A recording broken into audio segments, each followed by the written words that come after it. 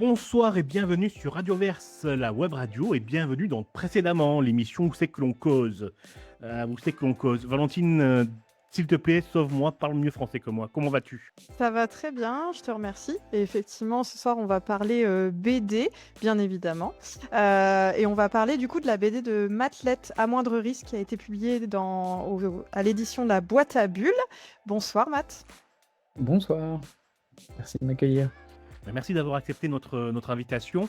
Avant de parler de votre bande dessinée, à moindre risque, qu'on avait d'ailleurs déjà chroniqué dans l'émission Culture Crush, émission que vous pouvez réécouter en replay sur notre site internet, lanuitdudimanche.fr, et qui a été diffusée sur notre web radio, radioverse.fr, il y a à peu près peut-être 15 jours, 3 semaines, peut-être un peu plus. Mais bref, on remettra le lien dans la description de l'épisode.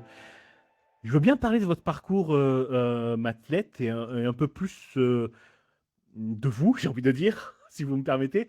J'aimerais bien Ok. savoir votre premier souvenir de bande dessinée, votre premier contact avec le dessin. Est-ce que vous vous en souvenez et c'était quoi? La première BD dont je me souvienne, il y en a deux, je pense, à peu près de la même époque. C'était un Tintin et le sceptre d'autocar. Il y avait ça dans la maison de ma famille, la maison de vacances au bord de la mer. C'était une très vieille édition qui appartenait à mes oncles et tantes, probablement. Vraiment dans un état un peu décati, mais voilà, je me souviens bien de ça. Et puis un Gaston Lagaffe. Comment il s'appelle, je crois, R4 l'album, il y a un truc comme ça, je crois. Et je me souviens j'étais en baby-cité chez des amis de mes parents ou je sais pas quoi, et la baby-sitter m'avait lu cet album et j'étais tordu de rire, je roulais par terre. C'était la chose la plus hilarante que jamais vue de ma vie. Voilà. Alors, je plus sois, hein, parce que Gaston Lagaffe, moi, c'est la première BD qui m'a fait rire et qui m'a fait dire que la bande dessinée, on pouvait rigoler et pas juste regarder un Oui. petit journaliste, j'allais dire bourgeois, un petit journaliste faire des aventures à Barquin-Dabran, etc. Vous Alors, avez compris le mot. j'ai retrouvé il y a pas très longtemps chez ma mère un carnet que j'avais fait en CP, et c'est une BD. Enfin, il y en a 2 je crois d'ailleurs, et il y en a un, c'est Tintin et les ninjas parce que c'était mes 2 passions, et l'autre, c'est Tintin et la grotte magique ou un truc comme ça. Enfin voilà, donc je crois que Tintin, ça m'a marqué. Après, j'ai jamais vraiment relu, mais petit, ouais, Tintin, c'était important. Donc, vous avez commencé à dessiner très tôt alors. C'est fou.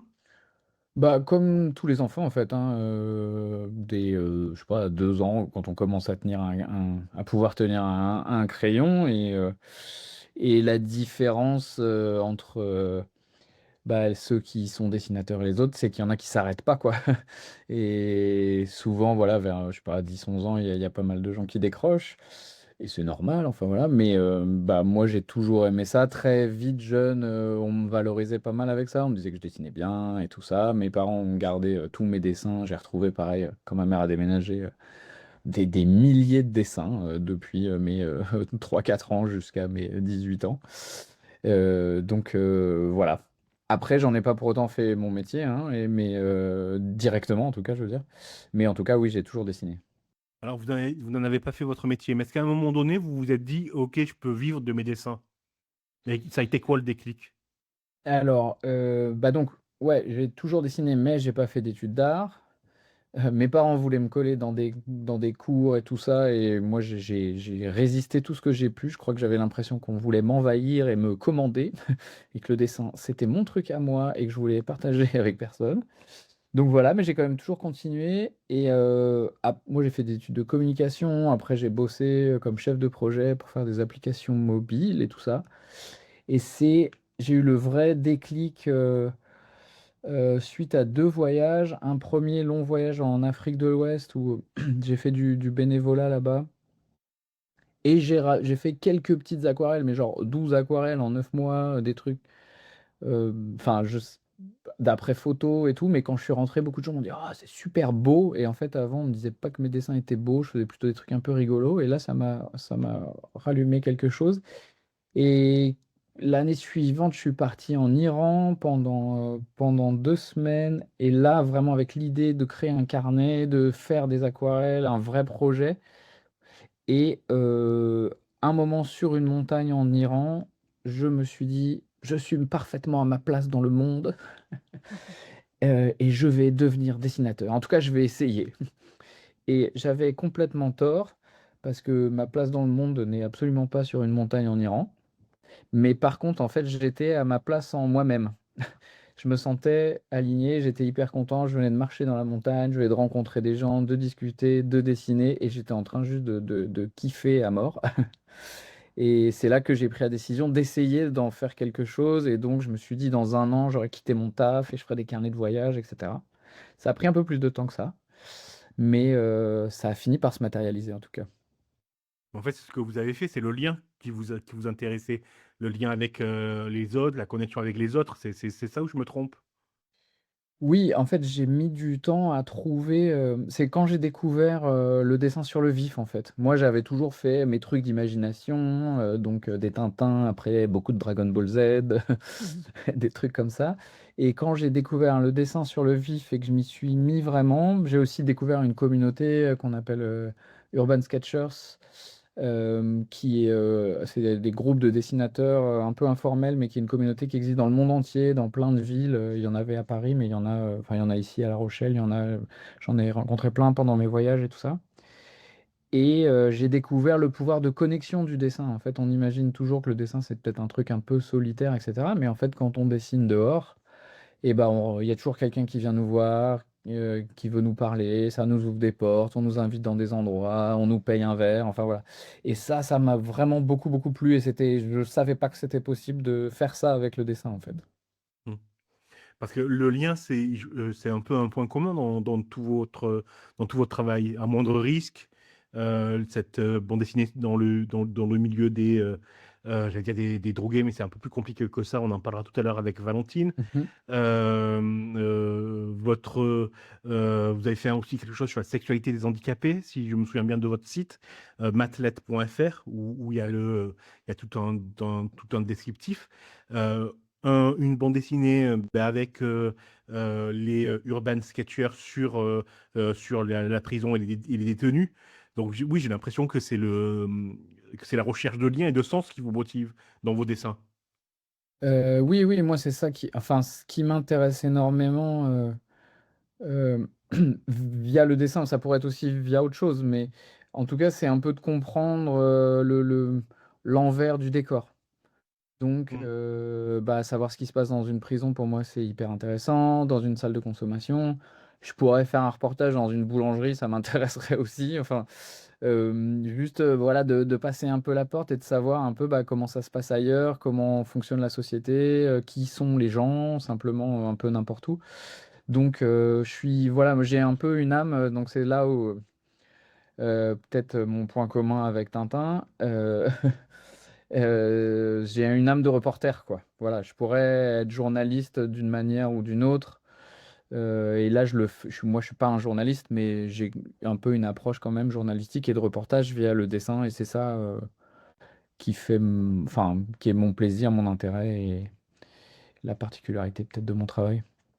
Ouais, peut-être plus vrai journaliste que journaliste actuel. Je renvoie aux interviews qu'on a faites avec Thibaut Ress, qui a écrit Le Conte de minuit, ou François Cereza, qui a écrit un livre sur le western, où on parlait de la nouvelle définition du journalisme aujourd'hui, où il Mhm. disait, ben voilà, on apprend plus à rédiger des dépêches AFP, et alors que que le métier de reporter d'enquêteur, aujourd'hui, il est à la marge et il est ben, sur des gens qui sont indépendants, freelance, ou sur des médias naissants. Alors, Je ne sais pas si je dis ça. il en reste encore quand même dans les grandes rédactions.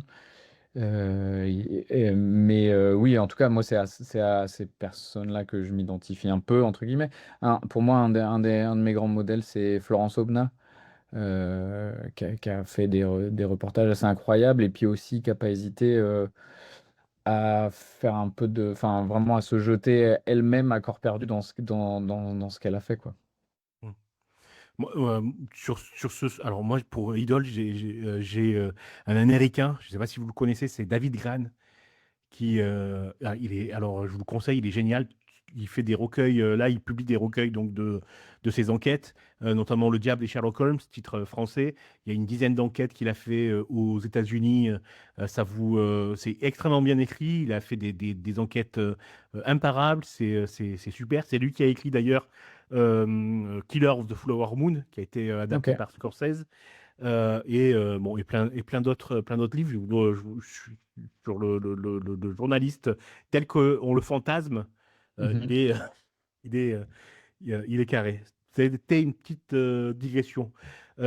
Sur votre site internet, on voit que votre bio, entre guillemets, vous mentionnez bon, dessinateur, illustrateur et facilitateur graphique.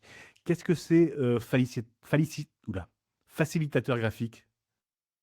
Alors, facilitateur graphique, de manière très générale, ça va être quelqu'un qui aide les autres à visualiser leurs idées par le dessin. Et de manière un peu plus pratique, en tout cas ma pratique à moi, c'est que souvent je vais dessiner dans des conférences, des ateliers de travail, des séminaires. Et je fais pas un croquis comme on pourrait imaginer dans un procès, donc je dessine pas vraiment les gens. Je fais des comptes rendus illustrés en direct de ce qu'ils racontent, de leurs propos, avec le but que quand on relise, donc c'est un mélange de notes écrites, d'illustrations, de liens logiques entre les éléments. Et le but, c'est quand on relise ma planche, on comprenne ce qui s'est dit et qu'on ait un document agréable à lire qui a été composé en direct. D'accord. Euh, et voilà. Et parfois, ça m'arrive aussi de faire des ateliers un peu plus participatifs où je vais, avec les gens, imaginer un dessin une illustration qui va accompagner un rapport ou exprimer les valeurs d'un projet, des choses comme ça. Alors, si je ne me trompe pas, c'est aussi sur votre site internet. Il me semble qu'il y a un graphique, un dessin de cette nature-là concernant le mal logement, si je me souviens bien, où vous résumez une thèse qui a été faite. C'est bien ça? Oui, là, ce projet-là en particulier, oui, c'était une thèse sur les logements insalubres euh, qui a été réalisée par un chercheur en partenariat avec Médecins du Monde. Moi, je travaille beaucoup avec Médecins du Monde de plein de manières différentes. Et donc là, c'est pas quelque chose que j'ai fait en direct, c'est lui qui m'a résumé sa thèse. On a fait plusieurs entretiens ensemble et je crois qu'il y a deux planches qui permettent de la résumer. Et ces planches-là ont servi, et ça, c'est vraiment ce que j'aime dans ce boulot-là. euh, elles ont servi à ce chercheur à aller restituer ses travaux aux personnes qui ont participé à sa thèse, donc aux personnes qui vivaient dans ces logements, à toutes ces communautés qui lui, il a pu interroger, et il est venu leur dire ce qu'il a trouvé, et il s'est servi de mes dessins pour faire sa restitution. Et en plus, du coup, on a traduit ça en 4 ou 5 langues différentes. Donc, c'était vraiment une belle démarche. Ok, ok, ben c'est super. C'est Giulio Borghi et c'est avec Médecins du Monde de Nantes. J'ai la page sous les yeux. Et c'est un résumé de thèse sur le logement indigne, effectivement.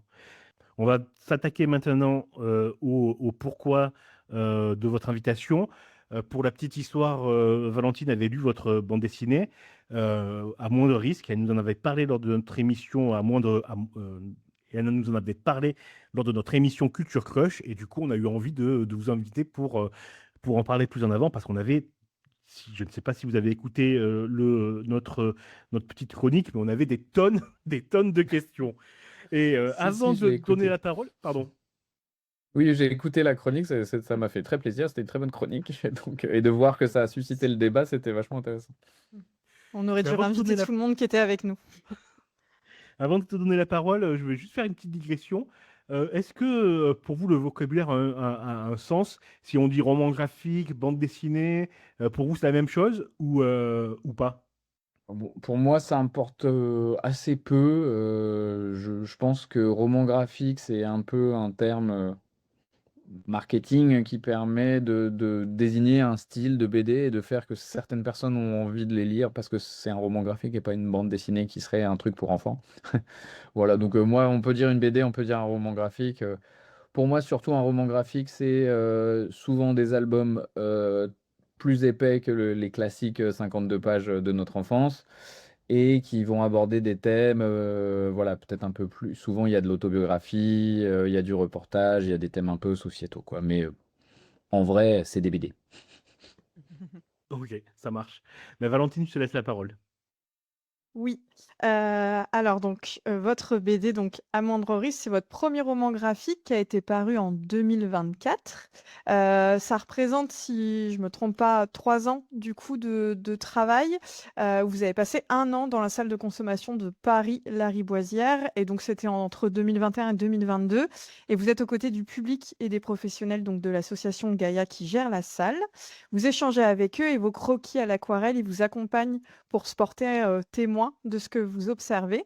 Et c'est une BD sur un thème comme on en fait peu, puisque les salles de consommation, ou autrement appelées dans un jargon plus péjoratif, salles de shoot, sont des lieux dont on n'entend pas trop parler. Il y a un côté un peu mystique aussi, on n'a pas trop envie d'en parler, mais ça porte à débat quand même quand on en parle. Et dans cet ouvrage, vous faites ni la promotion ni la dénonciation de ce lieu. Vous décidez simplement de raconter ce que vous voyez et vous essayez au mieux de retranscrire donc de manière objective ce que vous voyez et vous nous partagez du coup vos échanges avec le public, avec les professionnels et vous avez fait aussi le choix de nous partager du coup vos pensées et vos interrogations. Ce qui est quelque chose aussi de très chouette et que j'ai beaucoup apprécié. Et vous permettez, d'offrir au lecteur la possibilité de comprendre comment marche ce lieu. Vous expliquez que bien évidemment, il n'est pas question de pousser les gens à la consommation, donc déjà un petit peu de casser, cette idée reçue, puisque aucun produit psychotrope sont fournis. Mais il s'agit surtout d'offrir un lieu sécurisant pour des personnes qui, dans tous les cas, trouveront un moyen de consommer et vous nous montrez que c'est avant tout un lieu sanitaire et que dans le cadre de la consommation de drogue, c'est pas toujours le produit en lui-même qui est néfaste, mais le risque sanitaire que les personnes courent du coup derrière dans la manière de consommer ou c'est parfois le matériel qui est impropre. Et c'est de cette manière-là en fait, notamment quand on parle de réduction des risques, c'est peut-être commencer par ce point-là. Et vous nous permettez aussi d'être sensibilisés aux difficultés que peuvent traverser, les personnes dépendantes à travers les échanges que vous avez pu avoir avec eux.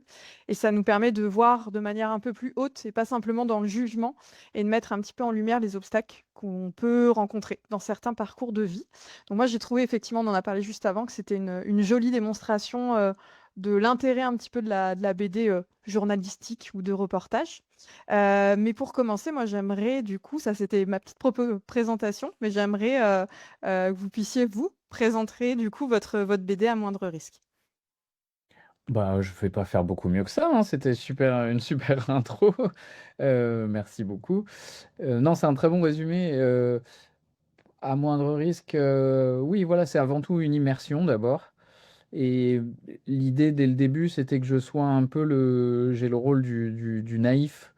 C'est-à-dire que je suis pas du tout un spécialiste de ce milieu et de cet endroit et de ces thématiques, et que donc j'y aille et que je me pose toutes les questions que n'importe qui se poserait. Et donc, pour être très clair, c'est une BD qui est faite en partenariat avec Médecins du Monde, on y revient. Et c'est une commande de leur part, hein. Mais par contre, on m'a laissé toute latitude sur la façon dont je voulais mener mon enquête, et cetera. Eux, ils avaient déjà lu, mes précédents travaux et ils pensaient justement que c'était intéressant. Ils aimaient bien mon regard et ma façon de raconter mes histoires et justement de sortir de leur propre langage d'experts, et cetera, pour pouvoir, bah, plonger le lecteur, dans bah, comment on va comprendre ce lieu, comment on va déjà comprendre ce concept de réduction des risques, on pourra en reparler. Et voilà, et moi j'ai tenté bah, justement d'être le plus honnête intellectuellement parlant, c'est-à-dire bah, de partager avec le lecteur mes doutes, mes questionnements, mes incompréhensions et aussi mes belles découvertes, etc. Et de pas asséner un message, mais autant que possible laisser le lecteur se faire son avis, quoi. Et du coup, justement, si vous voulez bien nous partager un petit peu comment ce projet, il a commencé, qu'est-ce qui vous a donné envie d'accepter? Enfin voilà, comment vous en êtes retrouvé à être un peu parachuté pendant 1 an du coup, dans cette salle de consommation à Paris? Et bah, donc j'ai commencé à travailler avec Médecins du Monde, je crois en 2019 et le 1er, job que j'ai eu avec eux, c'était pour un séminaire sur, la réduction des risques. Donc thème qu'à l'époque je connaissais pas du tout et donc là j'ai commencé à rencontrer, plein d'acteurs de tout ça et puis, il y a eu, Ernst Wisse qu'on voit dans la BD qui travaille chez Médecins du Monde avec qui je suis devenu, assez copain et qui lui est un spécialiste de la réduction des risques en matière de drogue, et qui a fait ça dans le monde entier, qui a travaillé, au Nicaragua, en Afghanistan. Récemment, je lui envoie un message et il me dit je suis à Bagdad, enfin des choses assez incroyables, au Myanmar aussi, etc.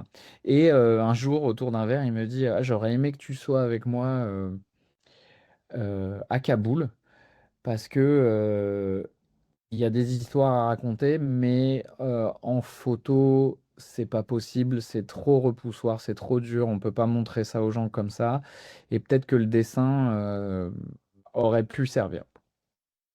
Alors moi, j'aime bien voyager et tout. Kaboul, j'étais pas complètement certain d'avoir envie d'y aller. Mais de toute façon, la question s'est pas posée parce que le Covid est arrivé. Mmh. Et, et pas longtemps après, il s'est dit que il pouvait peut-être juste m'envoyer à Paris dans cette salle que lui, il a participé à créer. Donc l'association Gaïa, en fait, est une association qui a... Médecins du Monde a la particularité de mettre en place des programmes et puis une fois qu'ils fonctionnent bien, de les rendre indépendants. Donc Médecins du Monde se retire, forme une association nouvelle à laquelle ils vont participer peut-être au conseil d'administration, mais qui devient indépendante et qui gère elle-même ses projets, etc. Donc Gaïa est une association un peu fille de Médecins du Monde et qui gère ça indépendamment aujourd'hui. Et Ernst était, enfin, faisait partie des gens qui ont créé la salle et qui l'ont lancée. Donc il a toujours un lien avec eux. Et bah, il m'a proposé d'aller là-bas, tout simplement. Et bah moi, j'avais envie parce que j'y connaissais rien. J'avais vu déjà, donc cette idée de réduction des risques m'avait déjà quand même beaucoup interrogé.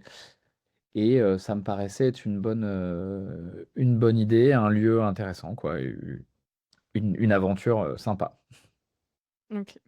Et justement, cette idée, comme vous dites, cette idée de réduction des risques, vous deviez effectivement en avoir, une idée qui était votre opinion à vous, même si, comme vous dites, c'était quelque chose que vous connaissiez peu, donc c'était encore un petit peu flou. Donc j'aimerais savoir un petit peu quelles étaient vos idées ou votre regard que vous aviez avant d'arriver justement? Enfin, moi, j'ai pas, j'ai jamais consommé entre guillemets de drogue dure comme on les définit. Donc c'est pas un univers que je connais du tout et j'ai pas de gens particulièrement qui en ont consommé autour de moi. Enfin, donc vraiment j'y connaissais rien et donc bah moi mon idée de la drogue, de l'héroïne, c'est Pulp Fiction, c'est Requiem for a Dream. Mmh.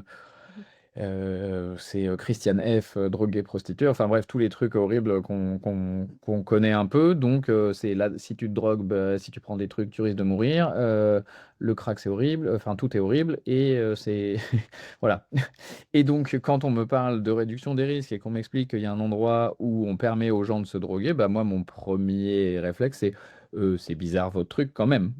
Voilà. Euh, et. Et donc, cette idée, peut-être il faut l'expliquer un petit peu justement de la réduction des risques, c'est que dans certains cas et pour certaines personnes, euh, eh bien, le but du jeu ne va pas être d'arrêter de se droguer. Nous, on pense tous que si quelqu'un est drogué, il doit s'arrêter de se droguer. Mmh. Mais c'est que déjà, on doit permettre à la personne de maîtriser sa consommation dans le sens où de faire que son addiction ne soit plus un danger pour sa santé, pour sa vie sociale et surtout pour sa santé, puisque bon, Médecins du Monde, c'est avant tout une ONG de santé. Et donc, ça va être de stabiliser les gens et ça va être de se dire qu'il y a des gens qui sont tellement partis loin dans leur consommation que, que un jour, peut-être, on pensera à ce qu'ils s'arrêtent, peut-être qu'eux auront envie de s'arrêter, etc. Mais que d'abord, on va essayer de les mettre en sécurité pour leur santé et de faire que, voilà, ils vont pas faire une overdose demain. Et puis, autour de tout ça, il y a aussi l'idée de leur donner accès aux soins, l'accès à leurs droits, etc. Puisque les gens qui vont dans cette salle sont essentiellement des gens qui vivent à la rue. Donc, si demain, moi, Christophe ou vous, Valentine, vous rencontrez un produit, vous vous mettez à en consommer et que ça devient problématique, vous avez un métier, vous avez sûrement une famille, des amis, un tissu social autour de vous qui vont faire qu'à un moment, les gens vont prendre des décisions, ils vont vous aider, ils vont voir que vous allez mal, et puis on va vous emmener bah, peut-être vers une cure, peut-être vers un traitement, etc. Les gens qui sont pris en charge à la salle, souvent, et bah, au moment où ils sont pris en charge, ils sont bah, extrêmement désocialisés, ils vivent à la rue, ils n'ont plus de famille, ils n'ont pas de revenus, ils sont vraiment... Voilà. Et donc dire, tu dois arrêter de te droguer, tu dois... prends-toi en main et tout ça, enfin, on est à 1000 km de ça. Donc on va d'abord les ramener, les stabiliser. Ensuite, on verra. Et d'ailleurs, ensuite, ils seront orientés éventuellement vers d'autres structures qui ne sont pas la salle. Et voilà. Donc c'est une étape en fait. Dans Exactement. le Et parcours. Pardon. en fait, moi, je compare la salle de consommation au service réanimation d'un hôpital. Mm. Je connais pas très bien non plus cet univers, mais j'ai vu la série Hippocrate. Et en gros, si j'ai bien compris, quand on arrive en réa, c'est que vraiment on va très très mal. Et le but de la réa, c'est de vous sortir du risque mortel et de vous stabiliser. Ça veut dire que personne qui ne sort de réa n'est guéri. Quand on sort de réa, on va juste pas mourir dans Mm. l'instant, et puis il y a un autre service qui vous prend en charge, et avec un peu de chance, vous guérissez, etc. Et Mm. ben la salle de conso, c'est ça, c'est que les gens qui sont là-bas, ils sont quasiment en danger de mort. Et le but de la salle, c'est qu'ils soient plus en danger de mort. Et quand ils sont plus là, d'autres services, il y a d'autres choses, il y a des cures, il y a des communautés thérapeutiques, etc. Il y a plein de différentes choses qui peuvent ensuite, peut-être un jour, les mener vers l'abstinence, le sevrage ou pas. Donc c'est vraiment la première étape dans le parcours de la réduction des risques. Exactement. Ou enfin, c'est aussi le dernier filet de sécurité, quoi. Pour les gens Mm. qui sont les plus perdus et qui ont des conditions de vie les plus difficiles, quoi. Mm. La dernière chance. Mm. Ouais, un peu, ouais. Non, mais vraiment. Mais vous avez, vous, au contact de votre année là-bas, euh, changé d'avis ou évolué Mm. dans vos préjugés? Euh, Vous en aviez pas Bah, tant que ça ou ça se mesure pas de cette façon-là? non, bah, j'avais quand même, enfin, je dirais pas des préjugés, mais des idées un peu préconçues. Par exemple, Valentine l'a abordé tout à l'heure, mais rapidement, mais bah, pour moi, les produits là, ils sont mortels, je pensais. Enfin voilà, l'héroïne, la cocaïne. Et en fait, on m'a expliqué que euh, quand on prend ces produits, alors, il y a un risque d'overdose qui est réel et très dangereux. Il y a des risques qui sont vraiment liés à l'injection. Si on s'injecte mal, on peut s'infecter, on peut se créer des abcès, etc. Mais sur la santé même, avec une consommation supervisée, bah, en fait, il y a des gens qui consomment de l'héroïne pendant 30 ans et qui n'ont pas de problème de santé particulier lié à ça, si on Mm. sait maîtriser, etc. Par contre, lié à ça, il y a éventuellement bah, des problèmes de précarité, les gens qui vont avoir une consommation qui devient débordante, qui va leur coûter beaucoup d'argent, qui va éventuellement leur faire perdre leur boulot, etc. Et puis, ces gens, les gens qui sont à la salle, leurs plus gros problèmes, ils sont liés à leur précarité, en fait. C'est-à-dire que quand vous vivez à la rue, votre santé, elle se dégrade extrêmement rapidement. Si en plus vous prenez des produits, bien sûr, ça ne fait qu'empirer les choses. Mais leurs premiers problèmes de santé sont liés à la précarité et non pas à l'usage de drogue. Mm. Et bah ça, voilà, je m'y attendais pas. Et en fait, finalement, on peut se dire, bah, quelqu'un qui boit une bouteille de whisky par jour, il va avoir des problèmes de santé beaucoup plus rapides et plus forts que quelqu'un qui prend un peu d'héroïne. Curieux, Mm. enfin, curieusement. Bon, le crack, par contre, vraiment, c'est quand même extrêmement. Là, ça vous fait des dommages au niveau santé Mm. qui sont assez puissants, assez rapides. Mhm. Vous connaissez l'association Assud? Oui, oui, de nom, j'ai jamais travaillé avec eux, mais oui. Ok, d'accord. Assud, pour ceux qui nous écoutent et qui ne sont pas au courant, c'est une association qui explique que la prise de drogue peut être aussi récréative et qu'une consommation maîtrisée ne peut pas nuire, et je mets ça entre guillemets, à la santé. Donc ils sont dans dans une démarche de pratique récréative, effectivement.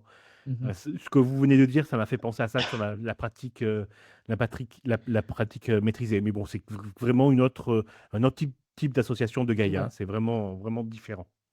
Et moi, je suis pas, du tout spécialement et toujours pas après d'ailleurs, après cette expérience, un militant pro drogue et tout ça. Enfin, chacun je respecte les avis de tout le monde, mais c'est pas voilà, c'est pas mon truc et ce que j'aime beaucoup dans l'approche de Médecins du Monde, c'est qu'ils sont, eux, leur idée, c'est pas on doit défendre, la liberté, de chacun de pouvoir éventuellement se droguer si on veut ou au contraire, il faudrait que, non, le Médecins du Monde, quand ils agissent sur un terrain, c'est il y a des gens qui mettent leur santé ou dont la société, met la santé en danger. Donc nous, on veut agir pour protéger la santé de ces gens et les grands trucs philosophiques là-dessus et tout, c'est pas vraiment, leur affaire et moi, c'est comme ça que j'ai abordé les choses et je trouvais que c'était vachement intéressant, cette approche, quoi. Ce qui nous intéresse, c'est la santé des gens avant tout et leur accès à leurs droits. Ce que vous venez de dire, ça me paraît extrêmement important. La société met les gens en danger, on va agir contre ça, mais je fais un petit teasing que j'en reparlerai à la fin de l'entretien. Je redonne la parole à Valentine, pardon, je t'ai coupé. Non, je t'en prie, Christophe. Donc, oui, oui, c'est intéressant ce que vous dites, parce qu'effectivement, il y a une certaine méconnaissance face aux drogues, où on a ce côté un petit peu de se dire que les drogues, c'est comment dire, le plus haut panier en termes d'addiction et les plus dangereuses. Et c'est vrai qu'il y a des sacrées conséquences, mais comme vous comparez effectivement avec l'alcool, peut avoir des effets dans la consommation plus fortes quand on parle du produit en lui-même, l'alcool, que certaines drogues, et qu'en fait, c'est tout ce qu'il y a autour de la manière dont on consomme et dont on s'injecte le produit qui effectivement peut être plus dangereux que le produit en lui-même, quoi. Et ça, c'est vrai que souvent, quand on connaît peu ce milieu-là, c'est pas forcément des choses que le grand public a connaissance. Clairement. Hem, pour rentrer un petit peu plus dans le vif du sujet de ce que vous avez vécu, pendant ces 1 an et notamment vraiment dans le cœur du coup de votre BD une fois que vous êtes sur place. Vous dites justement que le dessin, c'est quelque chose qui attire l'œil, qui a attiré l'œil notamment, alors les professionnels étaient bien évidemment, au courant de pourquoi vous étiez là, mais en tout cas du public. Je veux bien que vous nous en parliez un petit peu plus, de cette, manière du coup de rentrer en contact avec les gens. Comment ça se déroulait? Les gens venaient vers vous? C'était vous qui alliez vers eux? Et voilà, c'est le premier lien que vous aviez effectivement, avec les personnes. Oui, en fait, je dois vous dire que l'origine du projet, l'idée, c'était pas de faire une BD, c'était plutôt de faire un carnet. Donc, dans l'idée d'avoir des dessins faits sur place et des petits textes rajoutés après. Et du coup, un carnet de ces dessins à l'aquarelle. Et bah, moi, dès que je suis arrivé avec mes carnets, avec mes aquarelles, etc. Et, et ben, en fait, le dessin a vraiment joué son rôle un peu de pouvoir magique. Hem, qui fait que j'ai rapidement attiré l'attention et moi justement je voulais pas me mettre en avant, je voulais vraiment prendre du temps pour faire cette enquête et donc laisser les choses arriver plutôt que d'arriver un peu comme un reporter pressé et de dire, «Bon, bah, bonjour, qui es-tu? Raconte-moi ta vie», donc moi ma technique c'était plutôt je me mets dans un coin, je commence à dessiner, puis j'attends qu'il se passe quelque chose ou qu'on vienne me parler et cetera. Et ça a très bien fonctionné. D'abord parce que par nature, c'est un lieu où les gens reviennent souvent. Donc il y a des gens qui passent 4 5 fois par jour et donc tout le monde se connaît et quand il y a une nouvelle tête et on sait que c'est une nouvelle tête et rapidement, j'étais quand même repéré et puis, j'ai pas, forcément le look le plus classique, de là-bas. Ils pensaient souvent que j'étais, un membre du staff, mais voilà. Donc, généralement, il y a des gars qui venaient me voir et qui me disaient: «Bon, tu qui toi?» Et puis, je leur disais: «Bah, moi, c'est Matt», pardon, et puis je leur montrais mes dessins et souvent ça leur plaisait, souvent, ils me demandaient, de les dessiner direct. Hem et puis, et moi j'adore faire des portraits et tout donc ça se passait plutôt pas mal à ce niveau-là et puis, souvent ça crée la discussion quoi parce que En dessinant, je leur posais une ou deux questions, éventuellement, voire ils se mettaient à parler tout seuls, enfin d'eux-mêmes, hein. Et donc, c'est vraiment comme ça que j'ai fonctionné. Et puis, ce que je faisais, c'est que moi, en fait, donc on dit que j'ai passé un an, mais en fait, j'y suis allé toutes les semaines pendant un an. J'y passais une journée, une demi-journée par semaine pendant un an, même un an et demi en fait. Mais donc, j'ai pas passé un an à temps plein là-bas. Oui. Mais donc, à chaque fois que je revenais, j'amenais des copies des dessins que j'avais fait la veille, surtout, enfin la veille, la fois d'avant, surtout des dessins où il y avait des visages reconnaissables, des gens que j'avais vraiment dessinés, pour qu'eux, ils puissent les avoir aussi. Parce que enfin, j'ai appris ça dans mes voyages et j'ai vraiment inclus ça dans ma façon de travailler. Je pense que c'est hyper important de rendre aussi, enfin, voilà, quand on dessine quelque chose, même si on crée, on prend quelque chose de l'autre et j'avais vraiment envie de pouvoir rendre ça un peu. Et puis, je dis toujours que dessiner, c'est valoriser. C'est-à-dire que si je dessine un bâtiment dans un village un peu paumé, bah, du coup, c'est valorisant pour le territoire. Et évidemment, si je dessine quelqu'un, d'avoir, bah, il a mon attention totale, il ou elle a mon attention totale pendant un quart d'heure, 20 minutes, une demi-heure, une heure. Et, et ça le valorise. Et de se voir dessiner, de savoir qu'on est un modèle tout à coup et tout, c'est très valorisant. Et ces gens, en particulier pour les gens qui fréquentent la salle, parce que eux ont une vie où ils sont en permanence dévalorisés par la société, par eux-mêmes. Enfin, voilà. Donc c'était très important qu'ils puissent aussi récupérer les dessins. Et voilà, j'ai fait un long tunnel.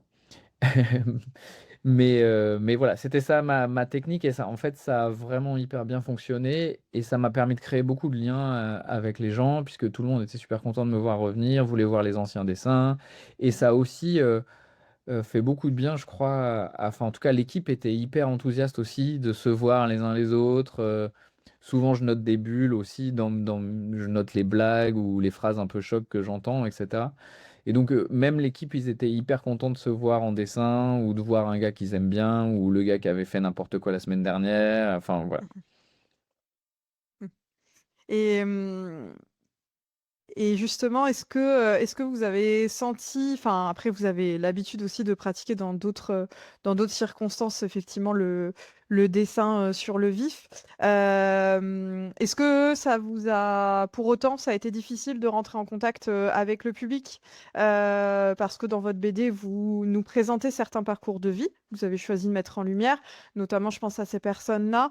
Est-ce que ça a été assez facile de pouvoir échanger de manière aussi intime avec eux ou c'est plutôt effectivement des échanges que vous avez eus sur votre fin d'expérience? C'est allé assez vite. Et en fait, bah, du coup, il y a vraiment certains d'entre eux qui avaient très envie de parler, de partager leur histoire, etc. Donc, il y en a qui sont vraiment venus très, très volontairement me voir. Il y en a avec qui ça a pris un peu plus de temps. Il y en a qui m'ont 100% ignoré pendant un an et demi, avec qui j'ai jamais parlé. Après, ce que je regrette un petit peu, entre guillemets, bah, ça a été plus difficile d'établir un lien avec des femmes usagères. Alors, sachant que déjà, il y en a beaucoup moins, il y a 85% d'hommes. Et donc, statistiquement, déjà, c'est moins facile. Et Mmh. puis, souvent, malheureusement, elles sont plus difficiles à atteindre parce qu'elles sont souvent dans un état physique, psychique, psychologique qui est encore plus dur et délabré que les hommes parce elles souffrent encore plus de violence. Et pour certaines, c'est même un peu une technique de survie, c'est-à-dire que elles font tout pour avoir l'air folles pour que personne les approche. Donc il y a moins de témoignages de femmes. Il y a quelques histoires impliquant des femmes auxquelles moi j'ai pu assister. J'ai quand même eu quelques discussions avec certaines, etc. Mais c'était difficile d'aller beaucoup plus loin euh, pour ces contacts-là. Mmh. Et en dehors de leurs témoignages sur, bah, leur vie, ce qu'ils ont vécu et cetera, est-ce que vous avez pu échanger avec eux sur qu'est-ce qu'ils pensent de ce lieu?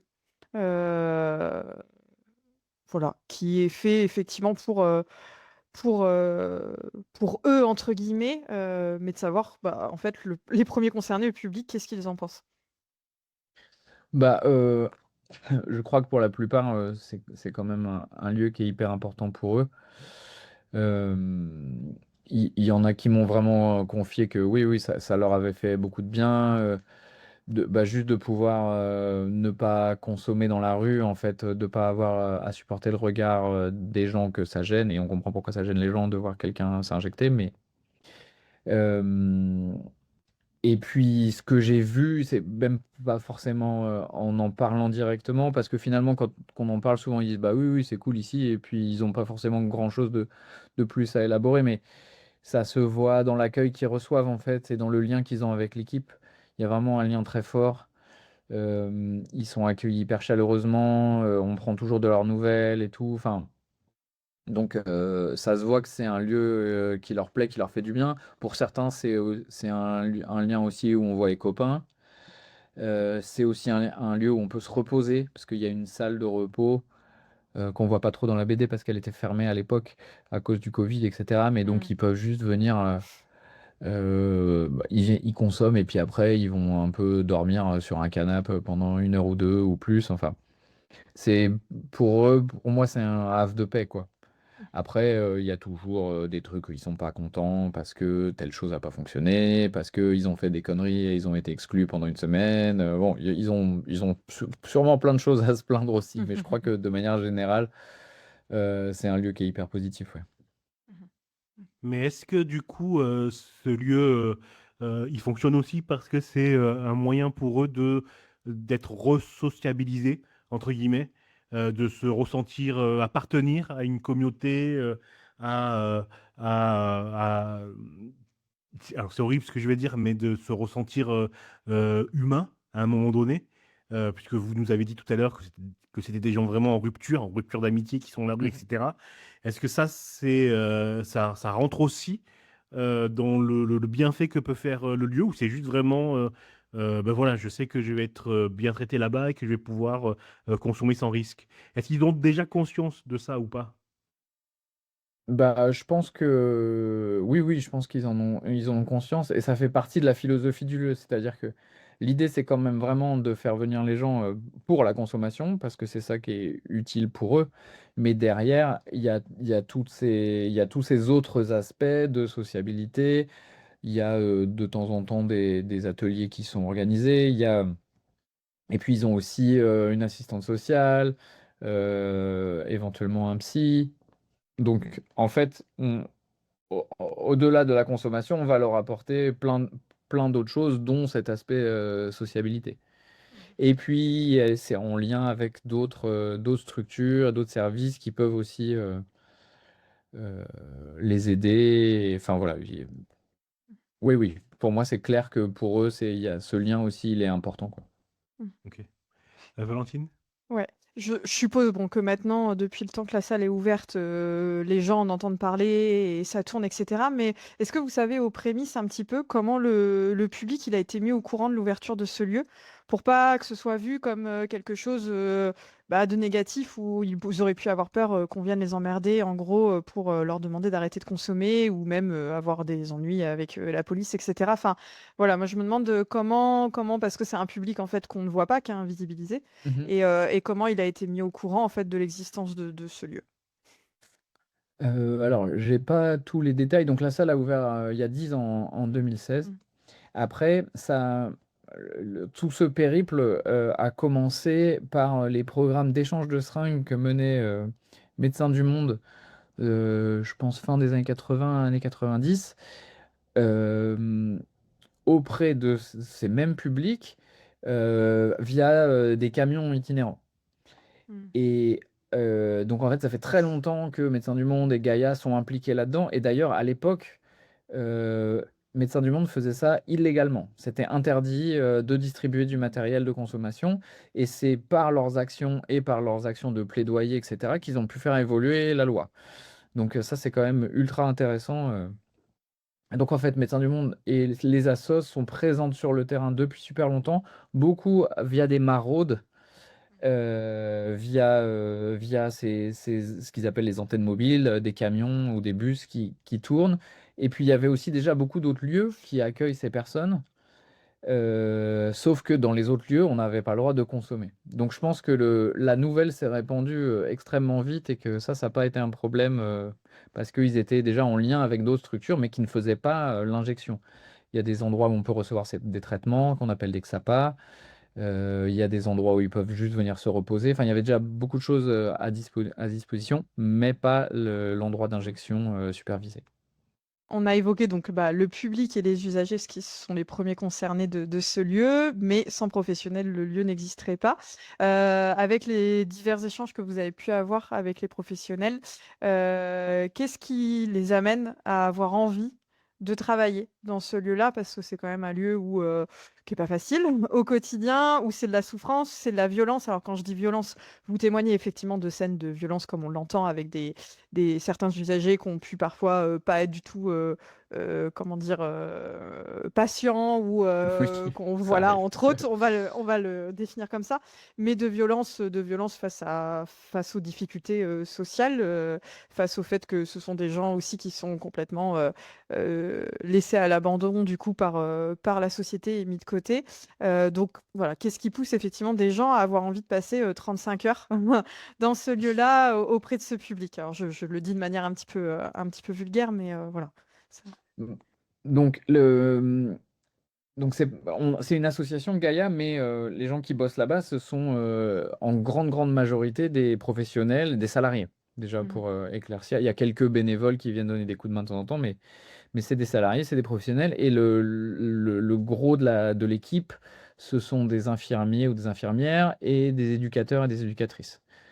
Et donc, bon, bah, ce qui les pousse à venir dans ce lieu, c'est la même chose qui les a poussés à embrasser leur métier, quoi. Mmh. Après, quand on est éducateur ou éducatrice, par exemple, je connais un peu mieux qu'infirmier, mais eh ben, on peut travailler dans plein de structures différentes. On peut travailler avec des jeunes en difficulté, on peut travailler auprès de personnes précarisées, on peut travailler auprès de personnes qui ont des problèmes psychiques, psychiatriques. Donc, il y a, dans ces métiers-là, il y a pas mal d'opportunités. Ils peuvent changer assez régulièrement de structure et tout, ils trouvent du boulot. Il y en a qui ont un intérêt particulier à titre personnel pour la question de l'addiction. Soit qu'ils ont eu des proches qui ont connu ça et qu'ils ont envie de travailler là-dessus, soit que eux-mêmes ont eu des consos, peuvent même avoir des consos. Voilà. Il y a aussi certains employés qui sont des travailleurs pairs, c'est-à-dire qui, qui sont passés par la salle ou par d'autres structures, qui ont vraiment vécu l'addiction, qui peuvent même des fois continuer à consommer, et qu'on forme et dont l'expérience vécue va profiter à l'ensemble de la communauté, en fait, puisque bah, ils savent ce que c'est.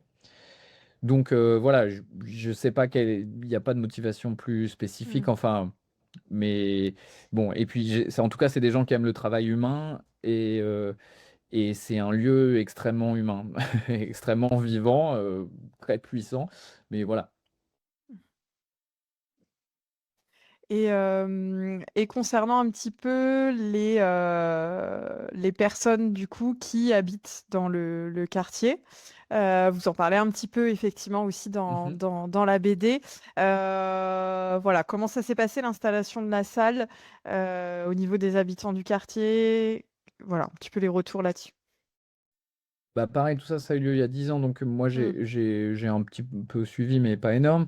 On se doute de ce qui peut arriver quand on annonce ça. Donc il y a eu des médiations, etc., hein. Voilà, ça s'est pas fait du jour au lendemain. Il y a eu de la concertation. Il y a des gens qui sont pas contents. Il y en a eu depuis le début. Il y a eu vraiment des grosses levées au début et pendant pas mal d'années, des grosses levées de boucliers contre ce lieu.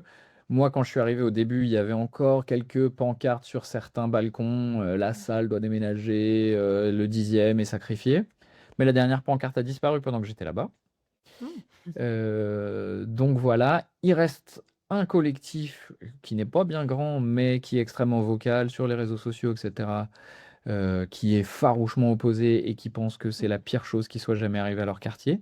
Il y a aussi plusieurs collectifs qui se sont formés pour soutenir la salle. Mmh. Il y en a un d'ailleurs dont il faudrait que je retrouve le nom peut-être en direct. Hem Et donc en fait, il y a eu une enquête du CNRS, hem, pour, bah, voir l'efficacité de la salle et cetera et voir aussi, à quel point, bah, son impact dans le quartier, quoi. Mmh. Et la conclusion de l'enquête, alors évidemment, bah, les opposants disent que l'enquête est biaisée, mais bon, la conclusion de l'enquête, c'est que les prix de l'immobilier n'ont pas baissé dans le quartier, voire ils ont augmenté plus vite que dans d'autres parties du 10e, parce que les gens avaient surtout extrêmement peur de ça. Il y a moins de seringues dans la rue, il y a moins d'injections dans la rue qu'avant. Par contre, je pense que là où il y a eu une grosse incompréhension, c'est que beaucoup de gens pensaient qu'il n'y aurait plus jamais la moindre trace de drogue dans ce quartier grâce à la salle.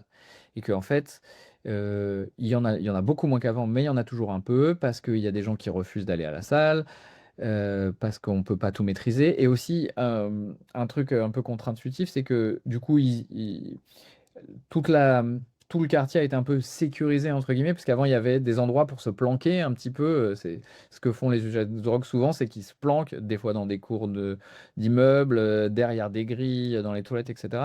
Et donc, tous ces espaces-là ont été fermés pour sécuriser le quartier, pour que les gens se sentent mieux et pour favoriser la salle. Sauf que du coup, les quelques-uns qui continuent à ne pas vouloir aller à la salle, et ça, les gens, enfin, c'est leur liberté à eux, on peut pas les obliger à aller à la salle. Le personnel de la salle, c'est pas des policiers qui vont vous attraper et vous emmener dans la salle.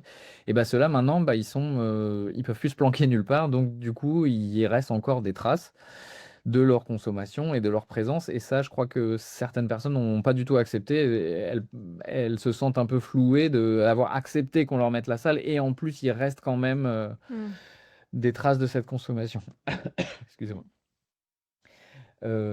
Donc voilà, il y a des gens qui soutiennent, il y en a quelques-uns qui sont contre, mais globalement, je crois que finalement c'est plutôt accepté en fait. On s'est habitué à ce lieu. Par contre, maintenant, ce qui se passe, c'est que dès que quelque part on veut ouvrir un lieu dédié à ce public-là qui n'est pas forcément une salle, tout le monde dit: «Pas de salle de shoot chez nous» et cetera, et c'est devenu une sorte d'épouvantail, et ça fait il y a pas mal de projets qui n'arrivent pas à aboutir puisqu'il faut quand même arriver à un certain consensus avant de pouvoir ouvrir ces lieux, et Mmh. ça, c'est un vrai problème. Je Mmh. voudrais donner le nom du collectif qui les soutient, qui s'appelle La Traverse du 10e, et qu'on peut retrouver, sur Instagram notamment. Et l'autre fois, ils ont organisé ensemble, un petit concert dans la rue, une petite procession, il y a eu des crêpes faites par les usagers, enfin voilà. Mmh. Ok, on mettra le lien de l'Instagram sur notre site internet, lanuitdimanche.fr, dans la description de l'épisode, comme on mettra aussi votre Instagram et votre site internet, mathlete.fr. Aujourd'hui, est-ce que vous avez encore des liens et des contacts avec cette salle, que ce soit au niveau des encadrants ou pas? Oui, donc moi j'habite plus à Paris depuis, 3 ans maintenant, mais j'y vais souvent pour le boulot, et presque à chaque fois que je vais à Paris, je repasse à la salle voir, les anciens. Alors le staff a pas mal bougé, mais je retrouve certains Mmh. usagers et puis certains membres de l'équipe. Et puis j'ai collaboré, avec, Gaïa pour, illustrer un jeu. Donc un jeu de société un peu sur le modèle du Monopoly. Sauf que là, vous êtes dans la peau d'un usager de crack dans Paris qui essaye d'obtenir une place en cure. Et donc vous lancez votre dé, et puis bon, bah, généralement il vous arrive des trucs pas très marrants. Mmh. Vous perdez vos papiers, hein, vous vous faites arrêter par la police, donc vous sautez votre tour. Vous tombez dans une salle, une scène de conso, donc vous bougez pas pendant 3 tours parce que vous consommez, etc. Et ça, c'est un jeu qu'ils utilisent en formation, notamment parce qu'ils envoient des gens en cure, et souvent le personnel des centres de cure est pas très bien formé à l'accueil notamment des usagers de crack.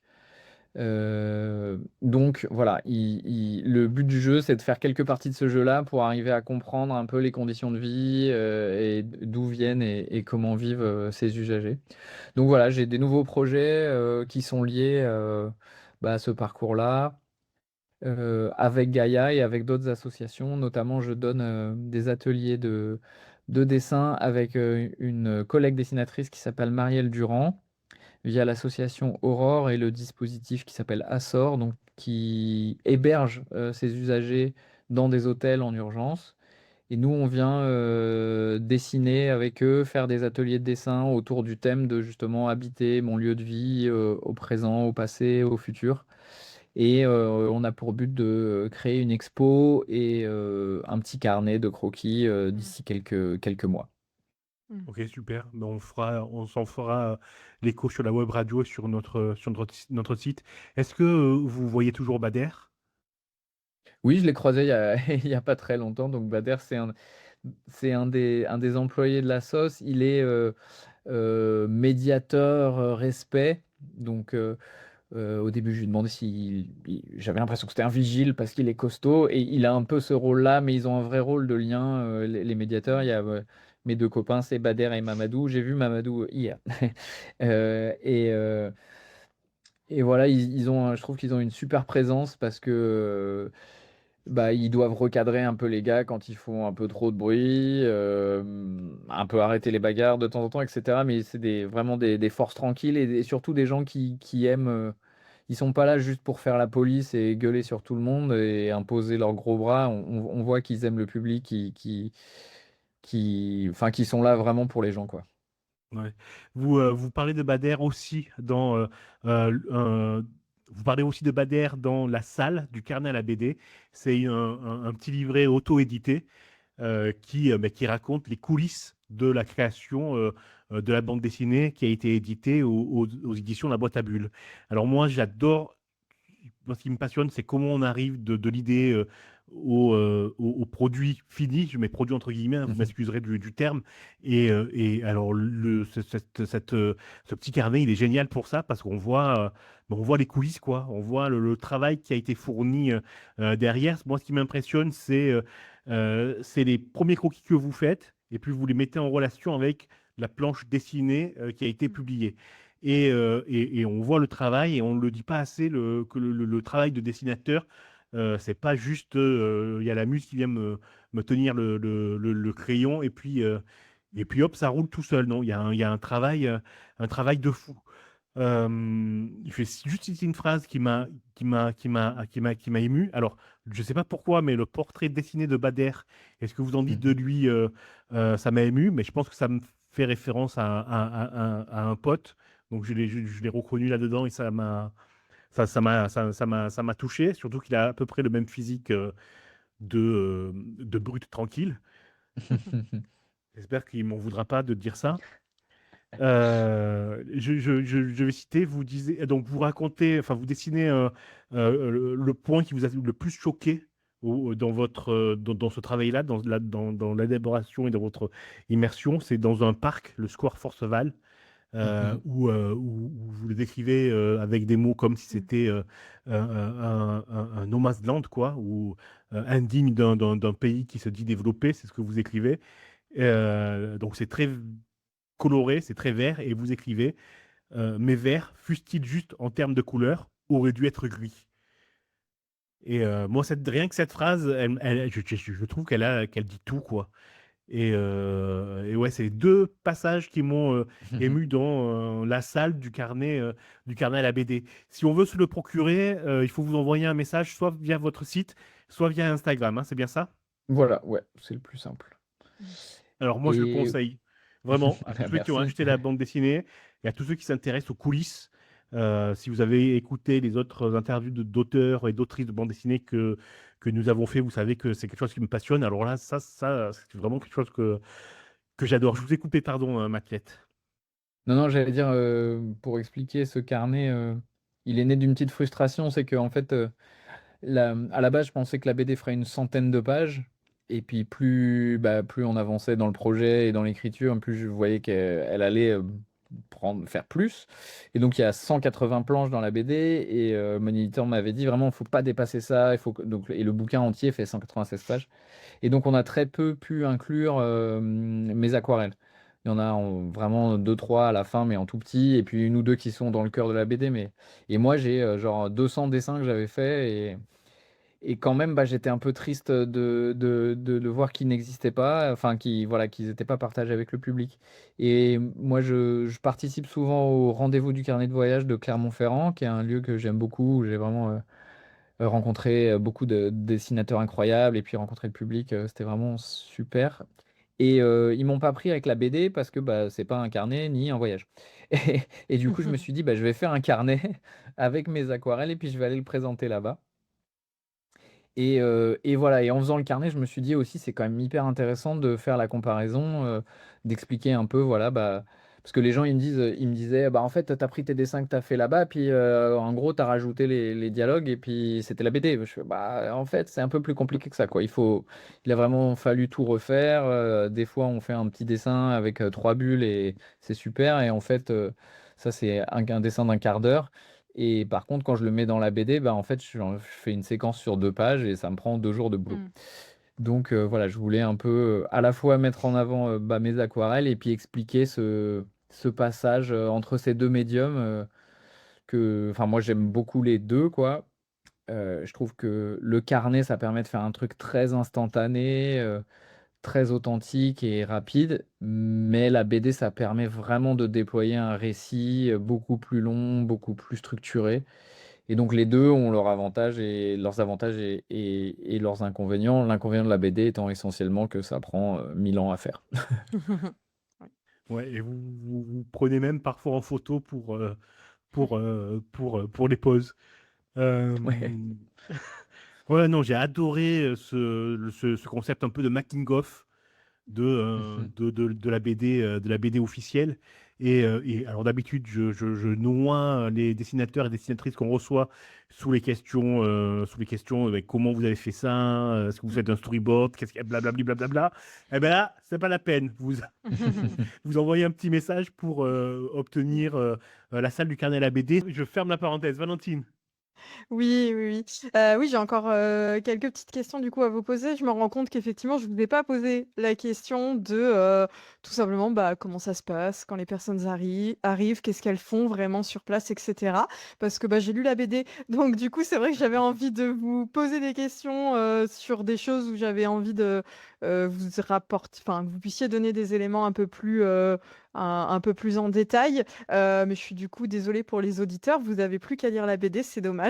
Euh, Par contre, du coup, j'ai bien envie de discuter un petit peu avec vous aujourd'hui de bah, où en est un petit peu la salle et vous aussi, je combine un petit peu de questions en id. Quelles sont maintenant, avec le recul, votre analyse un petit peu des bénéfices et puis aussi des limites, certainement, parce que tout est jamais parfait, de la salle et en tout cas de la salle, celle de Paris, mais plus largement, il me semble qu'en France, il y en a une aussi à Strasbourg, si je dis pas de bêtises, mais il me semble que c'est tous. Et dans d'autres pays, il y en a plus, mais c'est encore un modèle qui est pas vraiment mis en place dans notre pays. Ouais, bah oui, c'est ça qui est un peu fatigant avec cette histoire, c'est que en fait, depuis, la salle a été créée en 2016. Et depuis 2016, c'est une expérimentation. Donc, le dispositif n'est toujours pas validé officiellement, et donc l'expérimentation était sur plusieurs années, mais elle ne cesse d'être repoussée. Là, à fin 2025, ils ne savaient pas si le budget allait être reconduit, si enfin l'existence des salles allait être mise dans la loi, ou si on allait tout simplement arrêter et tout fermer. Donc ça, quand même, c'est quand même un truc difficile à vivre pour les équipes. Il se trouve que ça a été prolongé pour 2 ans, donc ça reste une expérimentation. Malgré 4 évaluations qui ont eu lieu ces dernières années et qui toutes ont été positives à tous les niveaux, c'est-à-dire au niveau de la santé des usagers, au niveau coût-bénéfice qui fonctionne, puisque en fait la salle coûte de l'argent, il y a une trentaine de salariés, etc. Donc c'est un gros budget, sauf que les soins qu'elle évite aux gens en les prenant plus tôt, en faisant du dépistage, etc., font plus d'économies que le budget de la salle elle-même. Enfin bref, c'est validé à tout point de vue. Mm, mm. Sauf que en termes politiques, voilà, on n'assume pas ni de la fermer, ni d'élargir le dispositif. Donc là, ça va se rejouer en 2027. J'hésite pas à vous dire que le climat en 2027 ne sera pas forcément favorable à ce genre de dispositif. Mm, mm, mm. Comme on disait, il n'y a que 2 salles en France, il y en a une autre à Strasbourg. Tous les autres projets de création de salles ailleurs jusqu'ici ont échoué. Souvent parce que bon, il y a eu des mauvais choix parfois, des choix d'endroits qui n'étaient pas forcément indiqués, mais il y a eu, même à Lille, ils avaient recruté l'équipe et tout, finalement ça n'a pas été ouvert. Souvent devant la bronca des riverains, hein, il y a un principe qu'on appelle en anglais not in my backyard, c'est-à-dire que les gens disent qu'ils sont favorables à tout ça, mais ils veulent jamais que ce soit chez eux. Mhm. Donc bon, on peut le comprendre et en même temps, enfin voilà, c'est un truc assez complexe. Euh, donc voilà, l'avenir de la salle, il est toujours pas très clair. Il est assuré jusqu'en 2027, mais pour l'instant, je sais pas, on sait pas quel est son avenir et si un jour on arrivera à généraliser un peu plus. Comme vous le disiez, ça existe dans plein d'autres pays. En Suisse, il y en a depuis 40 ans et il y en a plus de 30. Voilà. Et ça, elles sont pas toutes gérées exactement pareil en fonction des cantons, etc. Il y en a qui sont plus médicalisées, il y en a qui sont au contraire très communautaires, donc gérées 100% par les usagers, etc. Mm. Bon. Moi, ce que je trouve extrêmement fatigant, c'est que la question de la drogue, elle est souvent traitée de manière idéologique et pas du tout de manière de santé publique et de scientifique. Plein de politiciens vont refuser de soutenir un lieu comme ça parce que ça passe pas auprès de leur public, ça correspond pas à l'image qu'ils veulent donner d'autorité, etc. Alors que les faits nous disent que c'est efficace comme Mm. dispositif. Donc voilà, et vous me demandiez ce que moi j'en tirais comme bilan de ce lieu et tout ça. Oui, les bénéfices et les limites aussi, alors que ce soit au niveau de la réduction des risques ou auprès aussi des usagers du public, un peu tout. Bah, bon, moi je vois un bénéfice clair de socialisation et de santé. Ça, j'ai aucun doute. Hem, les limites, enfin, il y a une première limite, mais ça qui est incluse dans le projet. Déjà, la question classique, c'est est-ce qu'il y a des gens qui s'en sortent? Donc ça, juste, faut bien comprendre que cette salle n'est pas faite pour sevrer les gens. Donc non, il n'y a personne qui est sevré en sortant de cette salle. C'est pas l'objectif. Peut-être un jour plus tard, comme je l'ai dit au début. Donc ça, déjà, il faut comprendre que c'est sa limite, mais qui est normale. Elle est conçue comme ça. L'autre chose qu'il faut comprendre, c'est que personne n'a jamais dit que c'était le seul moyen de traiter les problèmes d'addiction, etc. Donc, il faut se reposer sur un tissu fait de plein de dispositifs différents. Et donc, personne ne dit qu'il faut ouvrir 40 salles par ville et ne faire que Mm. ça. Il y a plein d'autres choses à faire. Voilà, c'est pour un public spécifique. Euh, une chose que la salle a, c'est qu'elle est très surchargée. Enfin, il y a beaucoup, beaucoup de passages. Et comme il n'y en a qu'une dans Paris, ça aussi, ça crée des désagréments pour les riverains. Parce que s'il y en avait plusieurs, et ben, la charge pourrait être répartie entre les plusieurs et pas que celle de la Riboisière où bah, les riverains sont un peu fatigués. Euh, et puis en ce moment, ce qui s'est passé depuis que j'y suis allé, moi, une de mes grandes surprises, c'était de constater que le produit le plus consommé là-bas, c'était le Skenan, qui est un médicament antidouleur à base de morphine, qui était détourné de son usage réel Mm. et des gens qui avaient des prescriptions, qui revendaient, etc. Euh, et ça, bah, moi, je ne savais pas du tout. Je savais très peu qu'on consommait des médicaments comme ça, etc. Et depuis que moi, je suis parti, là, la cocaïne a vraiment explosé en termes de disponibilité. Donc, Et bah, c'est vraiment là, je sais plus, c'est plus de 50% de cocaïne qui est consommée là-bas, alors que quand moi j'y suis allé, je crois que j'ai vu une fois quelqu'un arriver avec de la cocaïne. Et bah, ça rend les gens très speed, assez agressifs, ils viennent encore plus souvent, donc le nombre de passages a augmenté, donc la pression sur l'équipe a augmenté, l'ambiance s'est détériorée. Et donc voilà, c'est de plus en plus dur et ça a déjà beaucoup changé, à cause de cette vague de cocaïne, qui est pas une super nouvelle a priori. Et l'équipe est la même depuis le début ou il y a un gros turnover? Il y a pas mal de turnover, ouais. Mmh. Bah, clairement, c'est quand même, enfin, du coup, moi, j'ai fait un peu de bénévolat aussi, après, pendant que j'étais en train d'écrire la BD. Bah, c'est pas un boulot facile, quoi. Mmh.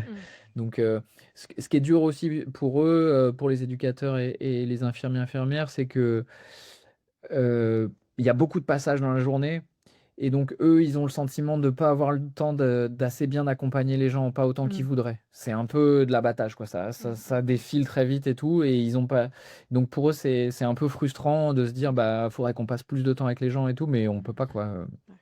Donc souvent, ils bossent là 1 an, 2 ans, 3 ans et puis, ils partent voir ailleurs. Ils changent de job, ils changent de ville, enfin voilà. Et comme je vous disais, eux, ils ont la chance de pouvoir, très facilement trouver du travail.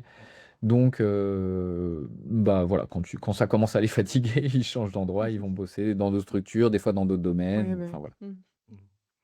On s'approche de la fin Mmh. du temps imparti. J'ai deux, trois dernières petites questions. Là, on comprend que toute votre œuvre, elle est tournée vers le lien, vers le réel. Est-ce que vous avez quand même j'allais dire un fantasme, non, mais une envie d'aller vers la fiction ou le réel, ça vous suffit amplement? Si, j'aimerais bien un jour, mais je me sens pas prêt du tout à écrire des choses qui pourraient faire, comment dire? Être aussi bien que le réel. En tout cas, pour l'instant, je ne cesse d'être, surpris par, la capacité du monde à nous inventer des histoires incroyables et pour me mesurer à ça, je me sens pas encore prêt, mais un jour, j'espère. Et quel conseil vous donneriez à un jeune illustrateur ou illustratrice qui veut se lancer dans le métier? Est-ce qu'il y a des pièges à éviter ou pas? On est dans un moment là où, l'illustration, le dessin, tout ça là, c'est quand même assez compliqué. Hem, avec, l'IA, clairement, hein, Mmh. puisque n'importe qui peut gérer une illustration qui a l'air bien faite, en quelques clics. Alors évidemment, en vrai, c'est plus compliqué que ça, mais quand même, on voit qu'on perd énormément de tous les petits festivals, du coin qui avant avaient une affiche, pas terrible, mais réalisée, par le petit gars qui était étudiant, ou, la jeune fille qui aime bien dessiner du village et bah, maintenant personne ne se pose de questions, on le fait en Mmh mh, IA. mmh, mmh, mmh, mmh. Donc tous les jobs entre guillemets «basse valeur ajoutée», on les a déjà perdus. Plus ça va, plus on perd les autres. Donc, mmh, je sais pas, j'ai pas vraiment de conseils, juste dessinez beaucoup, faites-vous plaisir, partagez ce que vous faites. Ça, c'est vraiment important par contre parce que souvent les gens qui dessinent, ils sont un petit peu introvertis et tant qu'on dessine que pour soi et bah, on peut pas avoir de vrais retours, on peut pas, enfin voilà, on a du mal à grandir quand on est tout seul dans sa chambre donc ça, partager, rencontrer d'autres gens, ça, c'est hyper important. Et puis accrochez-vous et faut tenter, voilà, mais on n'est pas dans le meilleur moment pour la profession et pour tous les créatifs en général. C'est quand même, une ère un peu compliquée là. Matlet, je vous remercie beaucoup d'avoir accepté notre invitation. J'espère qu'on se recroisera lors d'une autre interview pour un autre projet ou pour surprise, surprise. On va mettre tous les liens de la bande dessinée sur notre site internet et dans la description de l'épisode, votre site internet, matlet.fr, votre compte Instagram.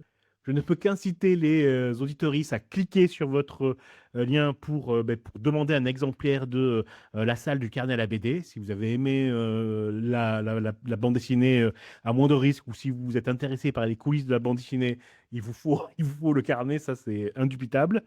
Et on mettra aussi tous les liens des associations et autres qu'on a cités tout au long de cet entretien. Valentine, je te remercie beaucoup de nous avoir fait découvrir Matlet, qu'on ne connaissait pas, en tout cas que moi je ne connaissais pas avant que tu en parles.